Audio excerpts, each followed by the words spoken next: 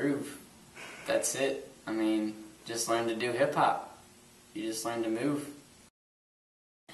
The things that you see that are so intricate, when you actually break them down, they're actually pretty simple movements that anybody can really do. It's just learning to break it down and put it together. There's an adult hip-hop on Tuesday from 6 to 7.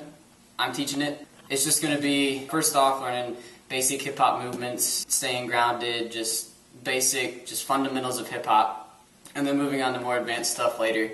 And then there's a superheroes class, which is ages 3 to 7, boys only, and it's tumbling, hip-hop, and creative movement, and that is a 45-minute class. I teach them, again, fundamentals of hip-hop, and I teach them how to do some tumbling stuff also. And all of it with a superhero spin. Superhero spin, capes, all of it. It's so fun.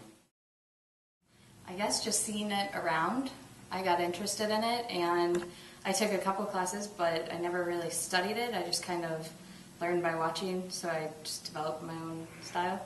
And then when Breton came to interview and work at the studio, we started talking about working on some dances together, and so he taught me some of the stuff he does, and now I'm hooked, so. Yeah. And I was just amazed that he was able to teach me a couple things that I thought I'd never be able to do, so that's how we got the job.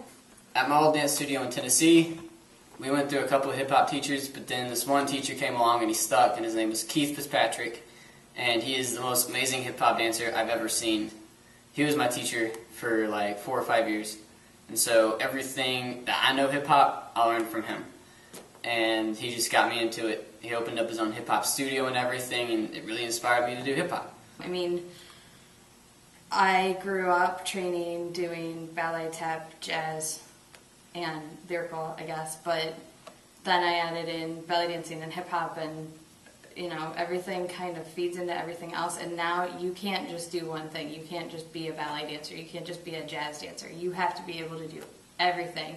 And you can take, like when he takes my contemporary class, if we're doing stuff, he puts his own kind of hip-hop-y spin on the movement that I give him so that it feels right to him, because, you know, I dance like a girl, he dances like a guy, so. Another thing to learn in hip-hop is putting your own spin on things. Otherwise, there's no style in it. Otherwise, you look exactly like the other person doing it. Like Keith, the hip-hop teacher that I learned everything from, one of his biggest things was don't do it like I do it. Do what I do, but do it how you would do it.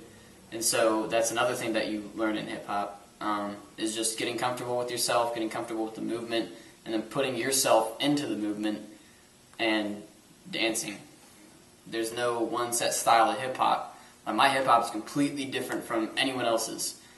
You know, it's just there's no set standard of what you have to do in hip-hop. It's just different people with their own philosophies, I guess, of what hip-hop is in their own mind, and then teaching that to other people.